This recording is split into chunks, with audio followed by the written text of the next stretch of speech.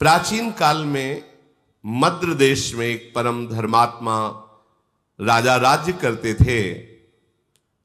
वो ब्राह्मण भक्त थे, विशाल हृदय, सत्य बोलते थे और जितेंद्री थे। दान देने में तो बहुत सी उत्साहित रहते थे। उनका नाम अश्वपति था। क्षमाशील, सत्यवादी, जितेंद्री, दानी, धर्मात्मा होने पर भी उनके कोई संतान नहीं थी। जब देखा कि बहुत अवस्था बीत गई, कोई संतान नहीं, कोई राजगद्दी संभालने वाला, तो उन्होंने संतान उत्पत्ति के लिए कठोर नियमों को धारण किया। निश्चित समय शाम के सूर्य उदय के बहुत पहले थोड़ा सा प्राण पोषण के लिए ले लेना और निरंतर ब्रह्मचर्य रह करके साधन परायण रहना, पूर्ण इंद्रियों का संयम। अश्वपति बड़े बड़े विद्वानों के साथ उनके बताए हुए अनुष्ठान गायत्री मंत्र के द्वारा 1,00,000 आहुति रोज देना, रोज 1,00,000 गायत्री मंत्र पूर्ण करते हुए आहुति देना और जितेंद्री रहकर अल्पाहार करके साधन परायण रहना। 18 वर्ष बीत गए साधन करते हुए। देख लो, 4 दिन साधन में लगते हो, चाहते हो कि परिणाम आया कि नहीं आया। वो व्यर्थ नहीं जाएगा, पर धैर्यवान रहो। ये परमार्थ है, तुम्हारे अनंत जन्मों के पाप जमा है, कोई 1-2 जन्म के थोड़ी जमा है। उबने की जरूरत नहीं है। रोज 1,00,000 मंत्र गायत्री से आहुति देना विद्वानों के द्वारा, एक बार प्राण पोषण के लिए थोड़ा आहार ले लेना, पूर्ण जितेंद्री रह करके 18 वर्ष व्यतीत हो गए साधना करते हुए। साक्षात मूर्तिमान गायत्री देवी, सावित्री देवी प्रकट हुई। जहां स्वाहा आहुति दी उसी से प्रकट हुई। समस्त ब्राह्मण अश्वपति उठकर खड़े हो गए, क्योंकि वेद माता है, परम सामर्थ्यशाली है। महान तेज यज्ञ मंडप पर छा गया। सावित्री जी अमृत के समान वचन बोली, राजन, तुम्हारे ब्रह्मचर्य, इंद्रिय संयम, प्राण संयम, मनोनिग्रह, इसे देखकर मैं बहुत प्रसन्न हो गई हूं। अश्वपति ने कहा, माता, मैं केवल धर्म की पूर्ति के लिए यह अनुष्ठान किया था, क्योंकि एक राजा होते हुए गृहस्थ हूं और मेरे संतान नहीं है, इसलिए मुझे वंश प्रवर्तक, राजगद्दी संभालने वाला पुत्र चाहिए। हे देवी, यदि आप प्रसन्न हैं तो आप मुझे पुत्र प्रदान कीजिए, क्योंकि ये न्यायुक्त संतानोत्पादन परम धर्म है गृहस्थ का। सावित्री जी बोली कि मैंने पहले ही विचार कर लिया था आपके इस भाव को, और ब्रह्मा जी से प्रमाणित करवा लिया है, क्योंकि विधान उन्हीं के द्वारा रचा जाता है। जो भाग्य में भी नहीं है उसको बदला जा सकता है तपस्या के द्वारा, भजन के द्वारा। तुम्हारे यहां एक संतान होगी कन्या रूप में। इस विषय में तुम्हें कोई प्रतिवाद नहीं करना। प्रतिवाद उत्तर, मैंने तो पुत्र मांगा था, ऐसा नहीं, एक कन्या होगी। बहुत प्रसन्न हुए, संतान तो हुई, आनंदित हो गए। देखो, कन्या या बालक दोनों समान हैं। अगर प्रधानता देखी जाए तो कन्या की ज्यादा है। वो दोनों कुलों का उद्धार करती है, माता पिता का और सास ससुर का, दोनों का। उसका पुत्र से भी अधिक श्रेष्ठ पद है कन्या का। आज बुद्धि भ्रष्ट हो गई है, कन्या को हे भाव से देखते हैं। गर्भ में कन्या है तो ऐसी क्रूरता माता पिता धारण कर लेते हैं, मरवा दो। कैसा बुद्धि कैसी नीच हो गई। पुत्र से भी श्रेष्ठ कन्या का पद है। अपने तो घरों में देखा है, छोटी कन्या को अपनी ही कन्या के चरण पूछते हैं। बड़े जन चरण छूते हैं, छोटे बालक के थोड़ी छूते हैं, कन्या के छूते हैं। उसे देवी भावना से देखा जाता है। सावित्री जी ने कहा, इस पर तुम्हें कोई प्रतिवाद? नहीं, आपकी बड़ी कृपा है। मार्कंडेय जी कहते हैं, राजा बहुत प्रसन्न हुए और सावित्री देवी ऐसा बोलकर अंतर्धान हो गई। अश्वपति अपनी मनोकामना पूर्ण मान करके अपने नगर को आए, राज्य में रहने लगे।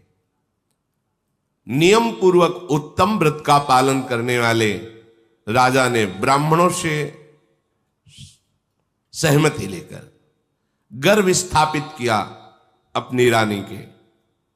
ये बड़े भागवतिक विषय है।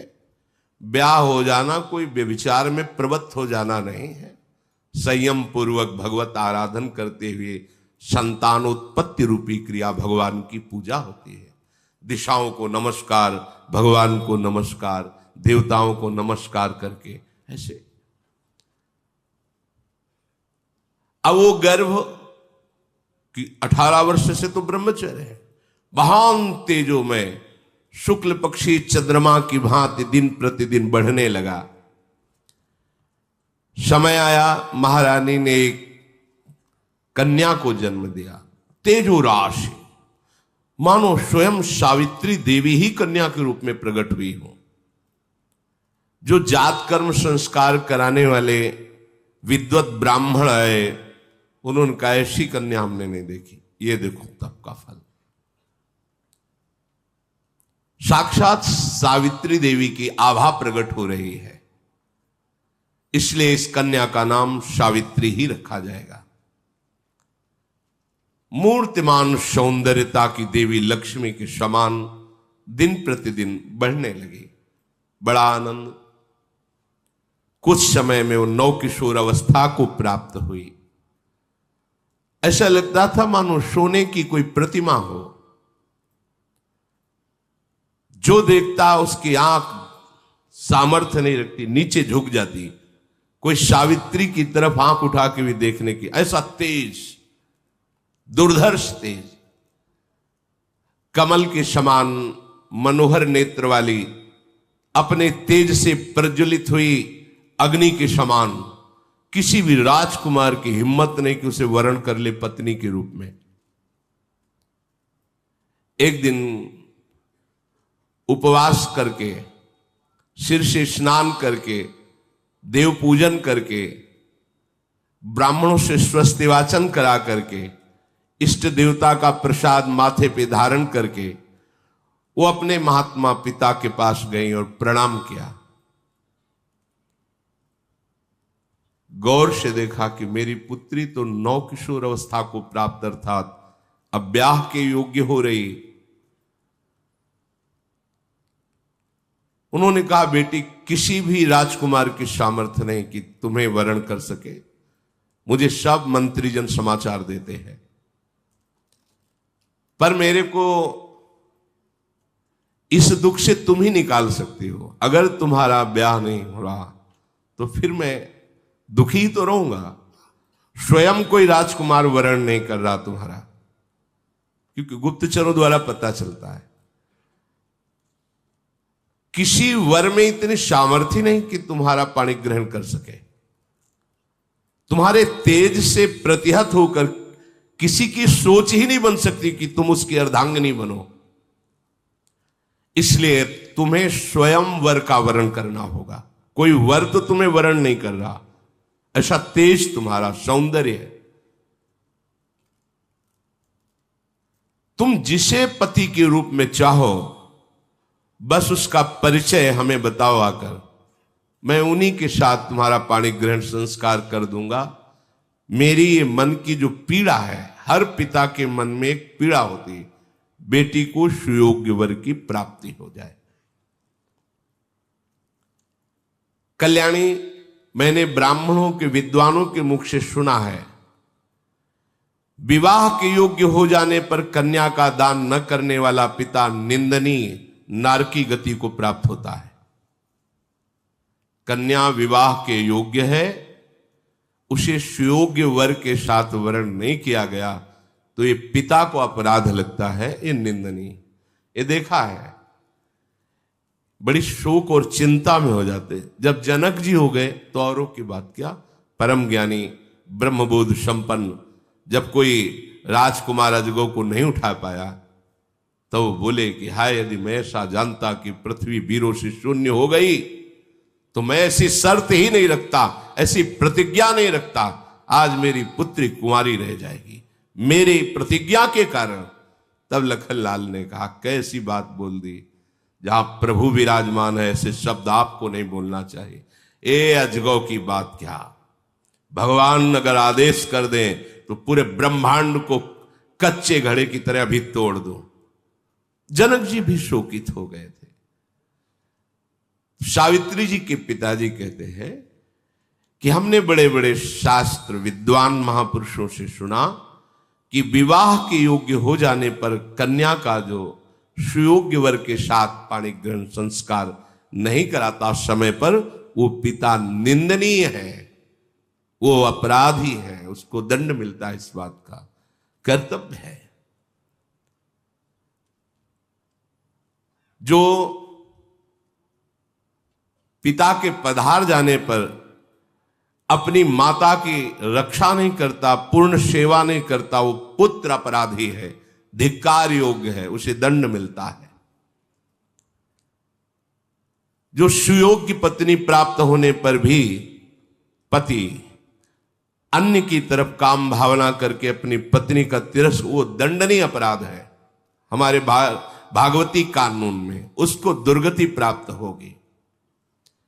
इसलिए मेरी बात समझकर बेटा तुम अपने योग्य पति की खोज करो, ऐसी चेष्टा करो जिससे मैं नारकी गतियों को प्राप्त ना हो, क्योंकि तुम यौवन अवस्था को प्राप्त हो रही हो और कोई भी वर साहस नहीं कर रहा तुम्हें अपनी पत्नी बनाने का।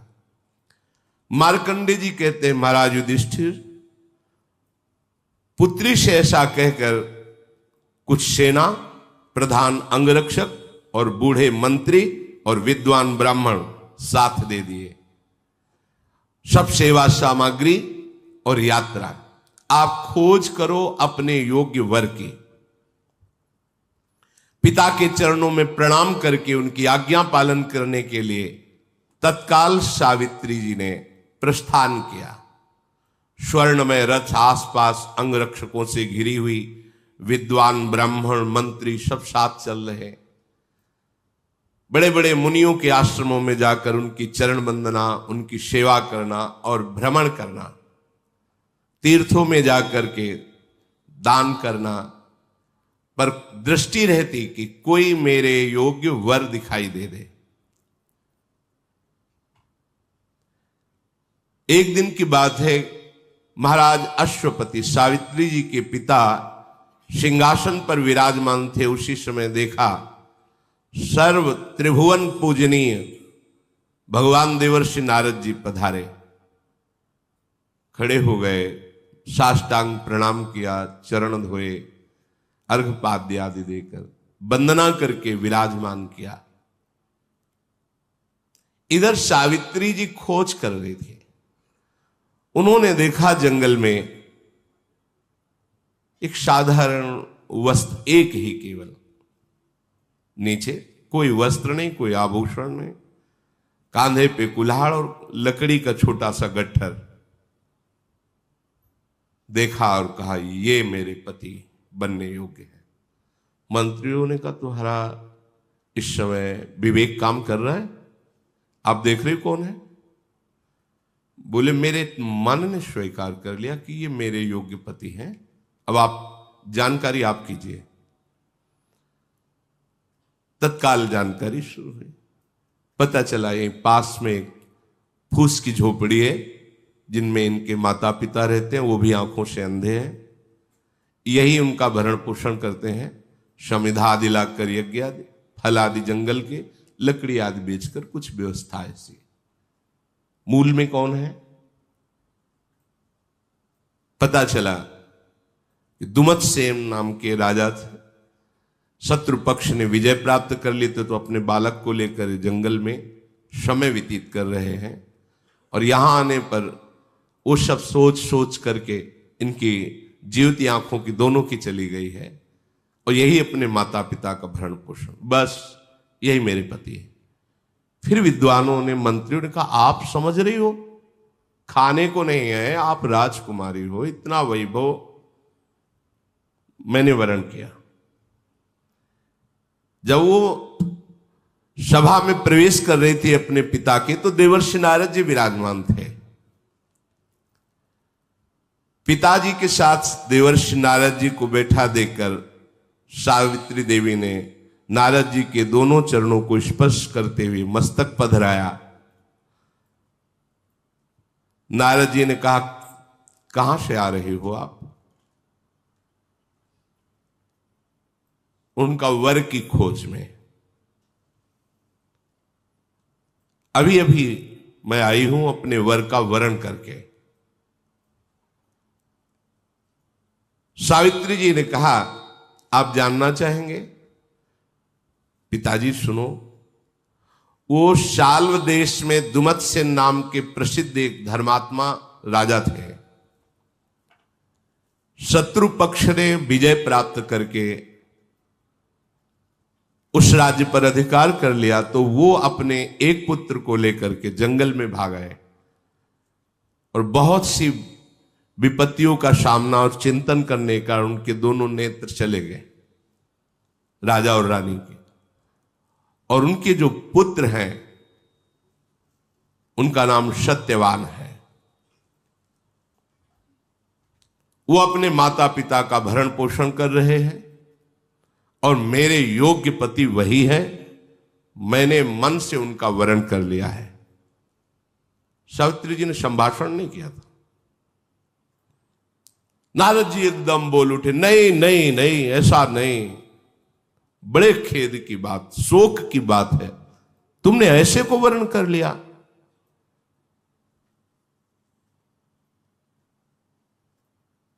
तो सत्यवान जी की बात सुनकर जब नारद जी ऐसा बोले, उनके पिता ने कहा, क्यों? गुणहीन, धर्महीन, आचरणहीन क्या? उनका नहीं नहीं, राजकुमार का सत्यवान नाम इसीलिए त्रिकाल में भी कभी झूठ नहीं बोलते, ना उनके माता पिता सत्य और धर्म का आचरण कभी छोड़ते हैं, इसलिए उनका नाम सत्यवान रखा गया है। राजा ने कहा, देवर्षि, फिर आप एकदम चौंक क्यों पड़े? जब ऐसे सत्यवान है तो आप ऐसा? नारद जी ने कहा, वो सूर्य के समान तेजस्वी हैं, बृहस्पति के समान बुद्धिमान है, और इंद्र के समान वीर है, पृथ्वी के समान क्षमाशील है। तो फिर महाराज आप एकदम आश्चर्यचकित होकर नहीं नहीं क्यों बोल पड़े? सुनो, वे दान देने में भी रंति देव के समान है, उशीनर पुत्र महाराज शिवी के समान शरणागत की रक्षा करने में समर्थ है। वो बहुत ही सुंदर और प्रिय दर्शन जैसे चंद्रमा सबको प्रिय लगता है, वो रूपवान भी है। फिर महाराज क्या आपने दोष देखा? आप तो जितनी बात बता रहे हैं ये तो सब किसी महापुरुषों में होती है।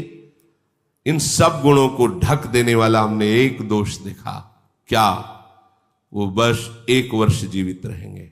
आज से 1 वर्ष जीवित रहेंगे और 1 वर्ष में उनका शरीर छूट जाएगा। पिताजी भी कांप गए। नहीं नहीं, ऐसा वर्ण नहीं वर्ण करना, 1 वर्ष। राजा बोले, बेटी तुम दूसरा वर वर्ण कर लो। सत्यवान सब गुणों से युक्त है पर 1 वर्ष जीवित? नहीं नहीं, ऐसा नहीं। भगवान देववंदित नारद जी के वचन परम सत्य होते हैं।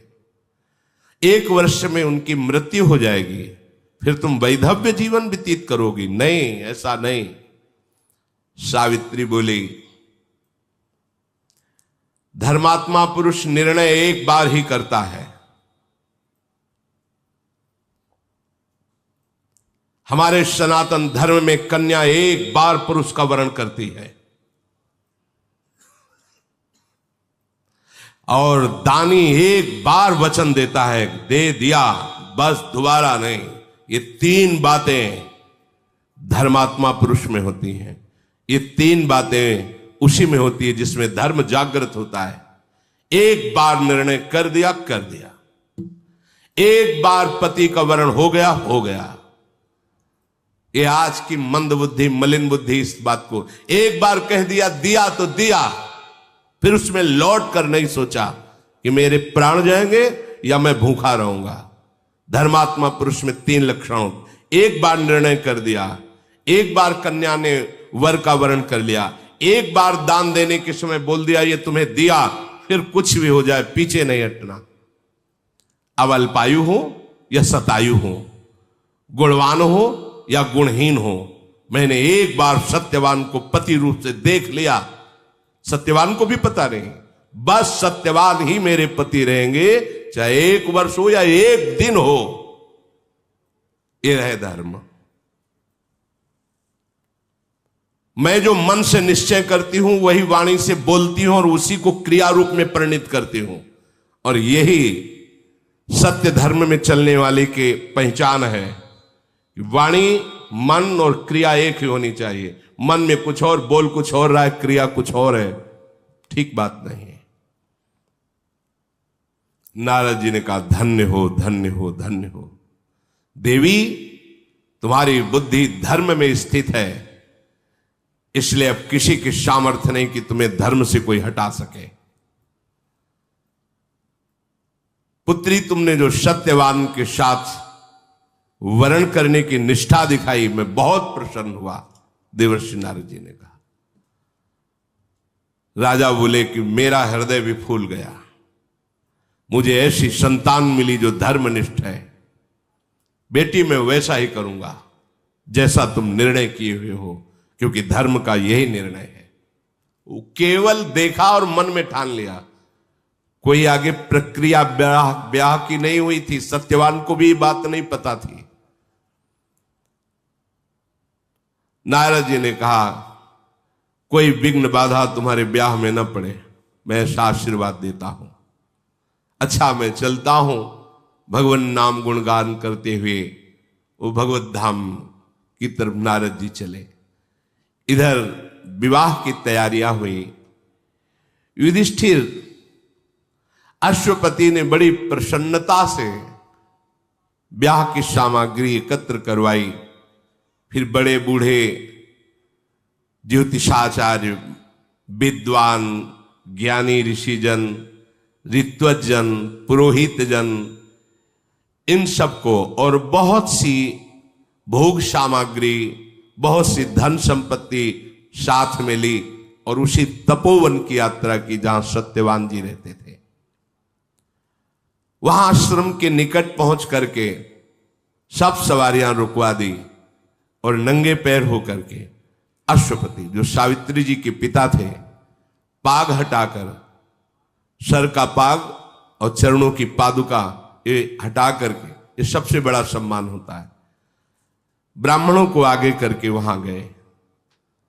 तो वहां देखा नेत्रहीन राजा और रानी, सत्यवान के जो माता पिता हैं, एक साल वृक्ष के नीचे बैठे नाम जप कर रहे हैं। कुशा की चटाई है, जंगली कुशा की। अश्वपति ने जाकर के उनका पूजन किया, प्रणाम किया, फिर परिचय रखा, मैं अश्वपति हूं, अर्घादि के द्वारा आपकी आराधना कर रहा हूं। वेद मंत्रों के ज्ञान करने वाले ब्राह्मणों के द्वारा स्वस्ति वाचन कराकर बहुत सी गौएं और संपत्ति आपको समर्पित करता हूं। इसका उद्देश्य है कि आपके पुत्र सत्यवान को मैं अपनी पुत्री समर्पित करता हूं। हे धर्मज्ञ, इस सावित्री नाम की मेरी तेजोमयी देवी स्वरूपा कन्या है, इसे आप पुत्र वधू के रूप में स्वीकार करें। वो बूढ़े जिनके नेत्र नहीं अंधे हो गए थे वो। बोले महाराज क्या देखकर विवाह कर रहे हो? वैसे मैं भी राजा ही था, पर राज्य भ्रष्ट हो चुका हूं, छिन चुका है राज्य। यहां तो भरपेट भोजन की भी व्यवस्था नहीं है, और आपकी कन्या राजकुमारी, आप खुद कह रहे हैं देवी है, तो उसके पालन पोषण के लिए मेरे पास कोई सामग्री नहीं। इस वन में इस झोपड़ी के सिवा क्या है?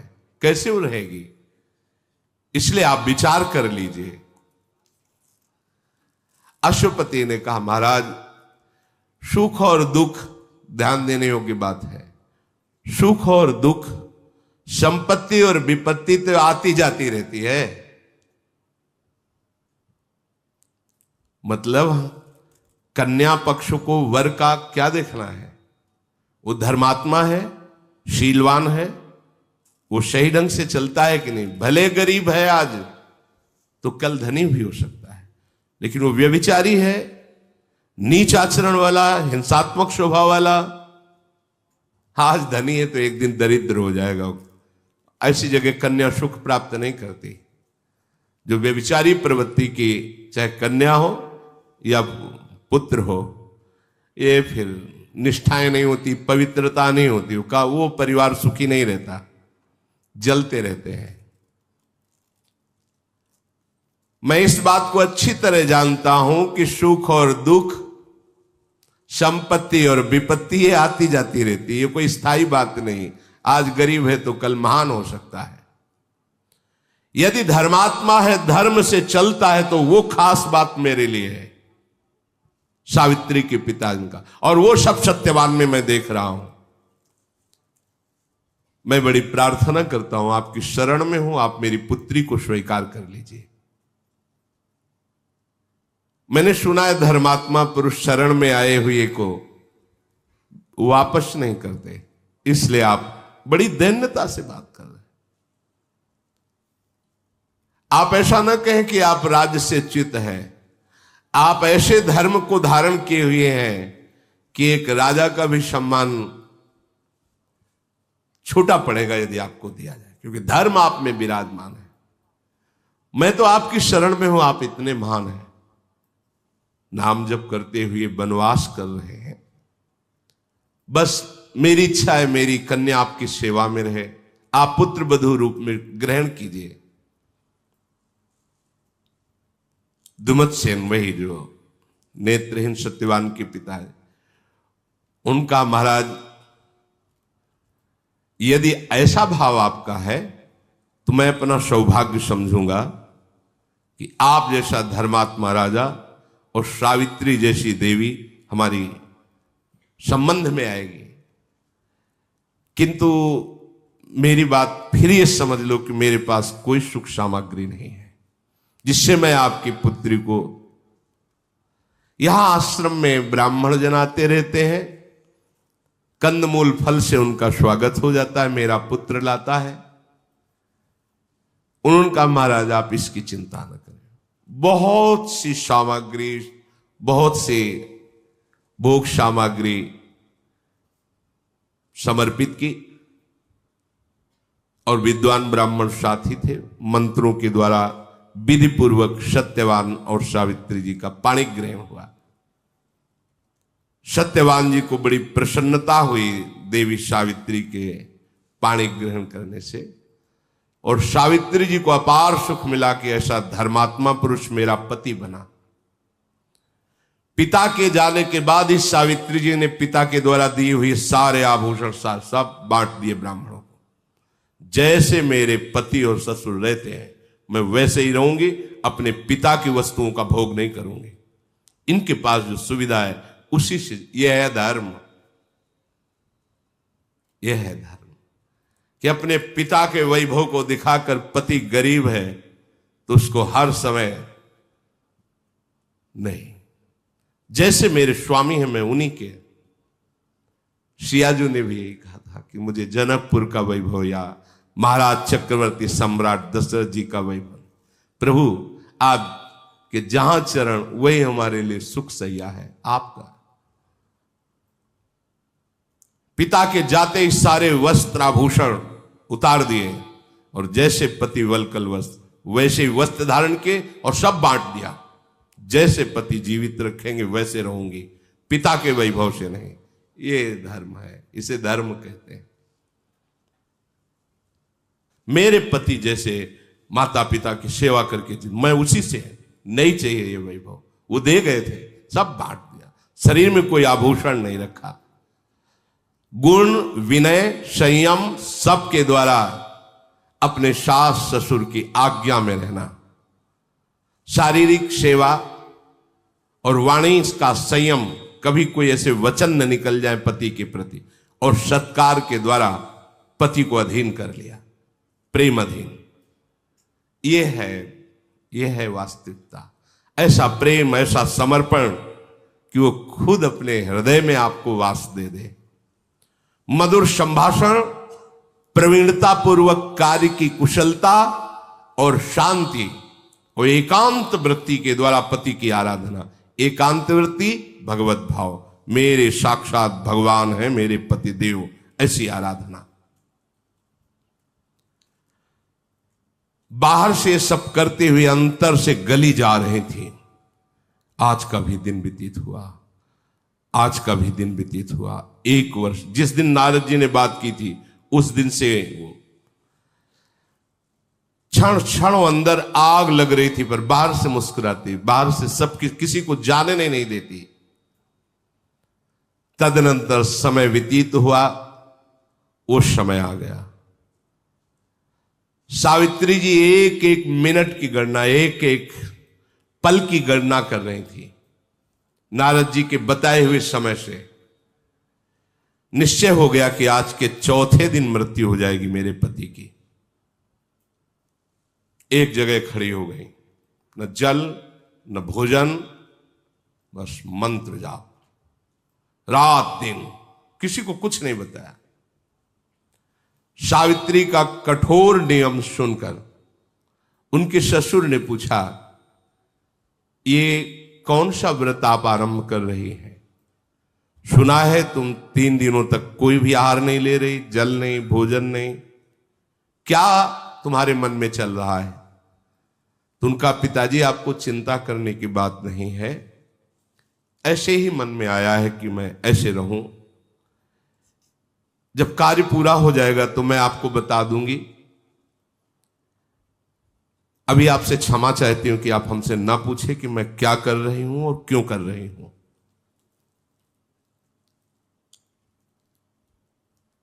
बस आप शांत रहे, तो आप कोई प्रश्न मत कीजिए। तो उनका, बेटी तुम्हारा व्रत भंग हो ऐसा मैं तो भी नहीं चाहूंगा, तुम समुचित रूप से व्रत करो। मैं नहीं बोलूंगा, मैं जानता हूं कि तुम जो भी निर्णय लोगी वो धर्मयुक्त होगा। 3 दिन व्यतीत हुए, अब कल चौथा दिन है। निश्चित पति की मृत्यु है। रात भर अशुभ प्रवाह करती हुई भगवान नाम जप करती रही। हे भगवान, आप ही मेरे पति की रक्षा कर सकते हो। जो ही सूर्योदय हुआ, बड़े बूढ़े ब्राह्मणों को प्रणाम करना, सास ससुर को प्रणाम करना दिन की दिनचर्या थी, वैसे ही प्रणाम किया। और सावित्री जी ने सास ससुर से कहा, अभी तक हमने आपसे कोई वस्तु नहीं मांगी, आज मैं एक बात आपसे मांग रही हूं।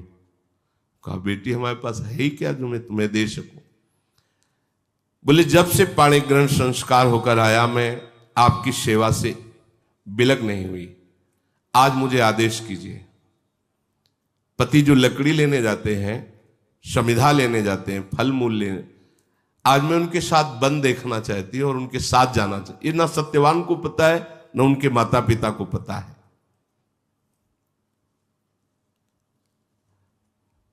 तो उनका, बेटी ये कोई बात है? ये तो तुम्हारा अधिकार है। कहा, नहीं, जब तक आप आज्ञा नहीं करेंगे तब तक मेरा यह अधिकार नहीं है, आपका अधिकार है। पुत्र आपका है, आप आदेश कीजिए तो मैं जा सकता। कितना सूक्ष्म धर्म, कितना सूक्ष्म। यहां तो आज ब्याह होते ही बंटवारा कर लेते हैं, माता पिता को छोड़ देते हैं। कैसा धर्म है? तो फिर सामर्थ्य भी देखो इस धर्म की।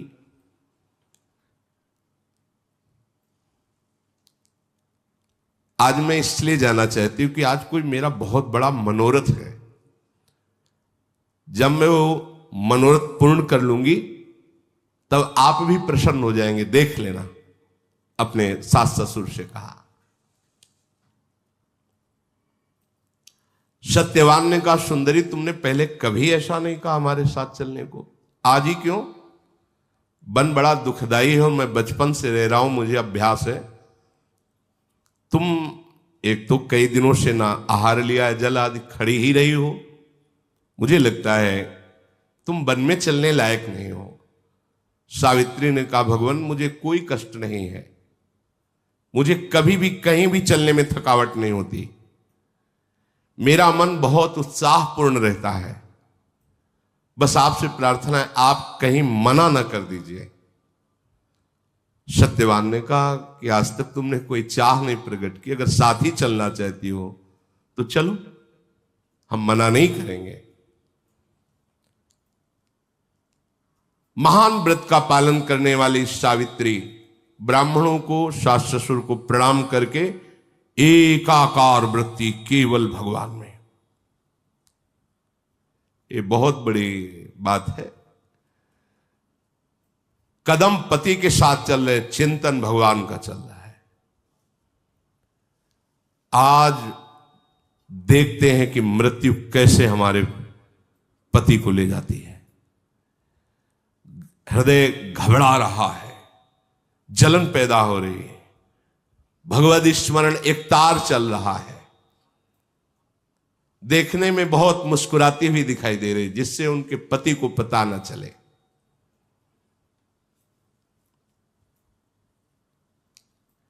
सत्यवान जी दिखाते, देखो विशाल नेत्रों वाली सावित्री, ये कैसा सुंदर वन है, देखो यहां मयूर कैसे नृत्य कर रहे, देखो ये कितनी पवित्र जल बहाने वाली नदी है। धीरे धीरे सावित्री जी चल रही, पर दाह बढ़ रहा है, क्योंकि उनको पता है कुछ ही क्षण रह गए मृत्यु के, और पति को पता नहीं है। कुछ फल चुने, फिर लकड़ी काटने के लिए पेड़ पर चढ़ गए, कुल्हाड़ चला रहे थे। वो बस एकाग्रता से दे। उन्होंने कहा, सावित्री बिना श्रम के इतना पसीना आ रहा है, अरे मेरा तो सर भी फटने लगा है। उनका, भगवान आप नीचे आ जाइए, कभी कभी ऐसा हो जाता है, आप नीचे आ जाइए।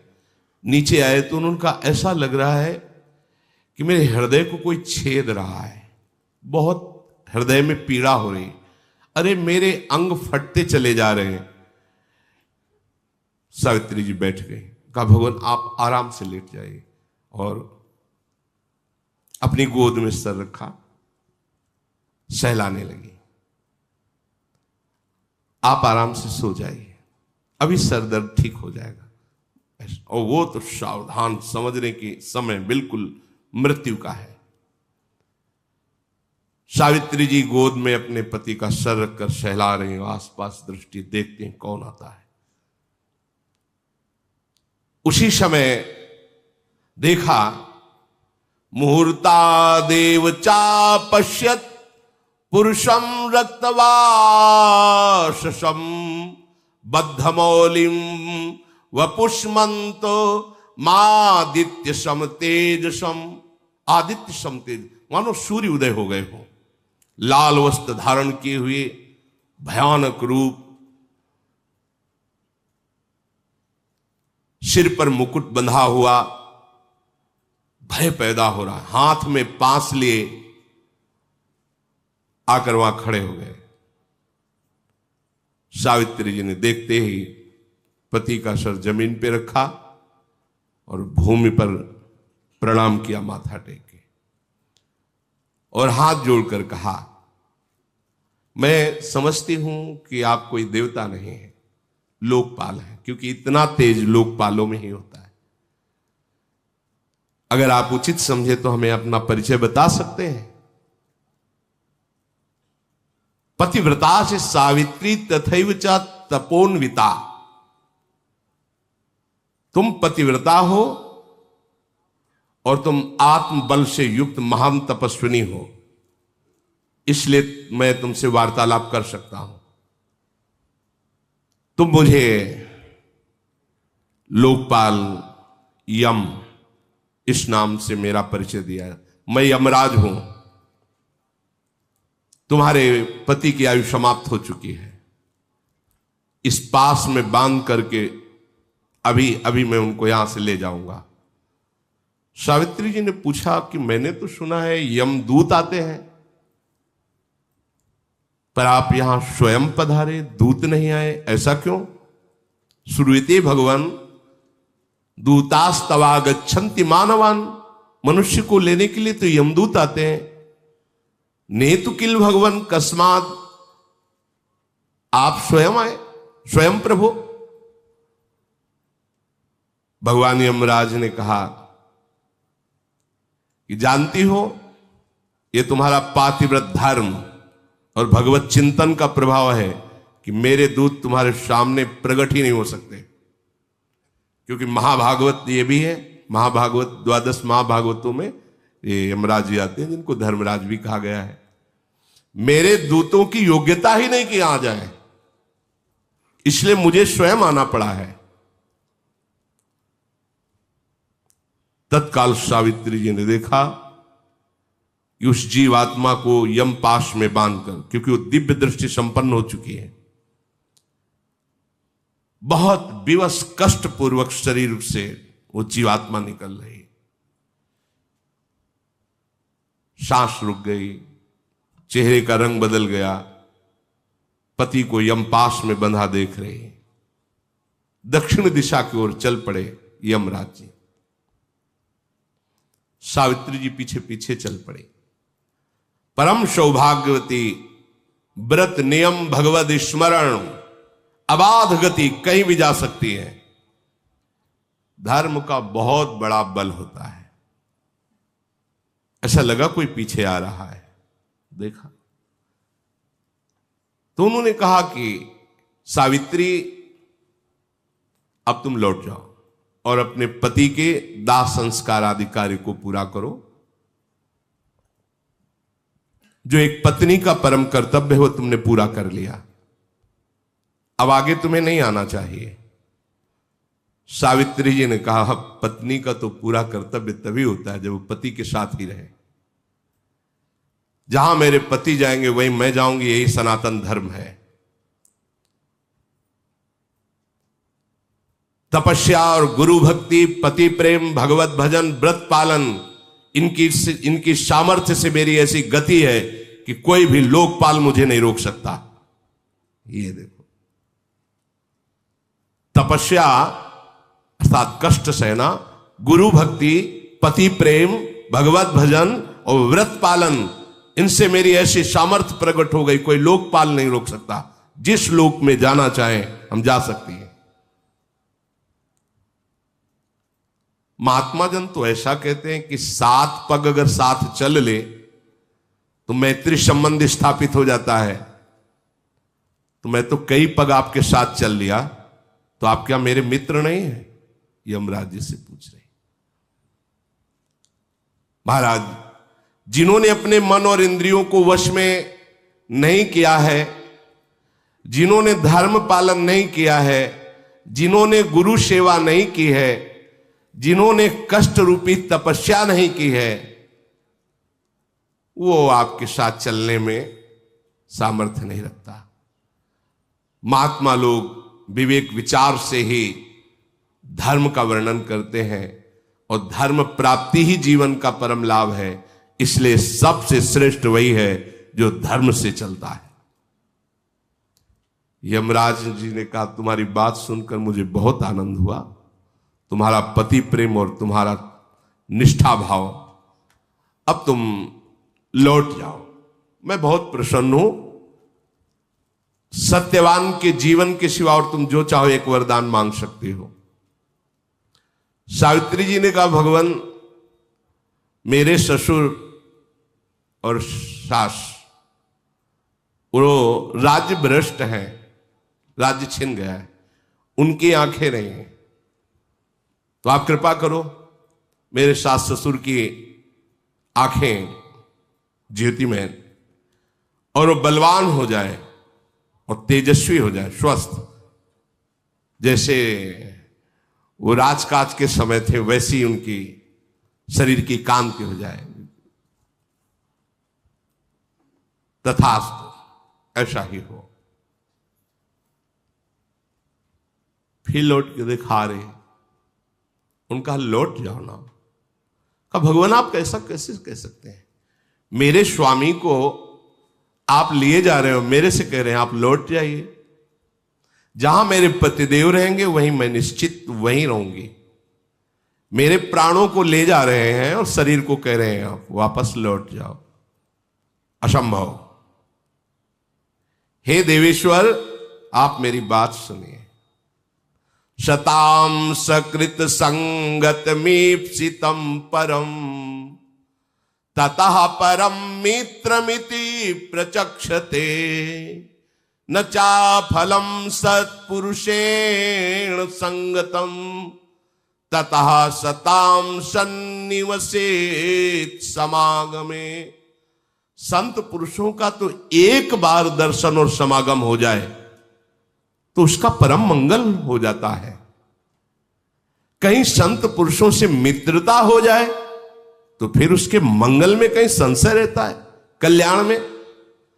मैंने सुना है साधु पुरुषों का संग कभी निष्फल नहीं होता, इसलिए मुझे साधु संग मिला है आपका।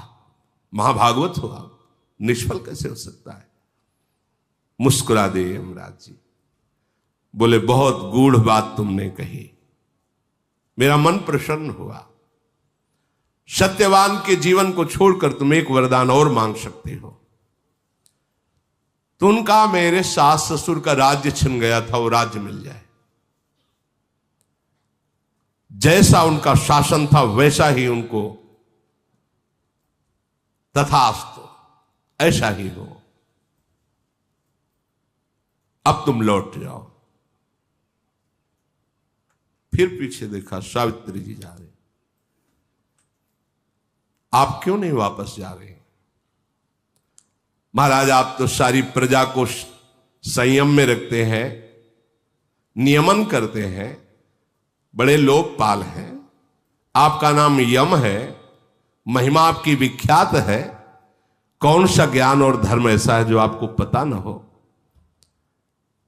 अद्रोहा सर्वभूतेषु कर्मणाम मनुषा गिरा अनुग्रहश्च दानम च सताम धर्म सनातना। मन, वाणी और क्रिया द्वारा जो अपने जीवन में किसी को भी कष्ट नहीं देता, सब पर दया भाव रखता है और दूसरों को सुख देता रहता है, वही साधु है, वही सनातन धर्मी है। संसार के लोग अल्पायु होते हैं,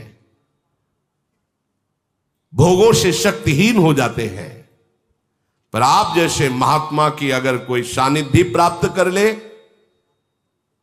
तो फिर उसे अमंगल नहीं देखना पड़ता। यमराज बोले बहुत सुंदर धर्म की बात कही। सत्यवान के जीवन को छोड़कर तुम एक और वरदान मांग सकती हो। सावित्री ने कहा कि मेरे पिता ने पुत्र के लिए तपस्या की थी तो मैं प्रकट हुई थी। मैं चाहूंगी कि मेरे पिता के द्वारा ही मेरी माता के गर्भ से मेरे 100 भाई प्रकट हो, 100 पुत्र प्रकट हो। तथास्तु, ऐसा है। दोनों कुलों का उद्धार, ऐसा ही हो। फिर चले तो फिर देखा पीछे, अब लौट जाओ, बहुत दूर तक आ गई हो। सावित्री ने कहा भगवान आपको बोल दिया कि स्वामी के समीप ही मेरी स्थिति होगी, ये स्थान कोई और नहीं ले सकता। मेरे स्वामी जहां वहीं मैं, आप जहां भी जाओगे मुझे वहीं पाओगे। पर मैं चलते चलते आपको एक बात सुना दूं। आप भगवान सूर्य के पुत्र हैं, बड़े प्रतापी हैं, विद्वान पुरुष आपको वैवस्वत कहते हैं। आपका यश है क्योंकि आप कभी किसी को गलत दंड नहीं देते, धर्म में निर्णय करके ही उसे दंड देते हैं। क्योंकि आपको किसी गवाही की जरूरत नहीं है, स्वयं सबको देखते हैं। इसीलिए आपका नाम धर्मराज है। महाराज, आप पर जितना हमें विश्वास है उतना ही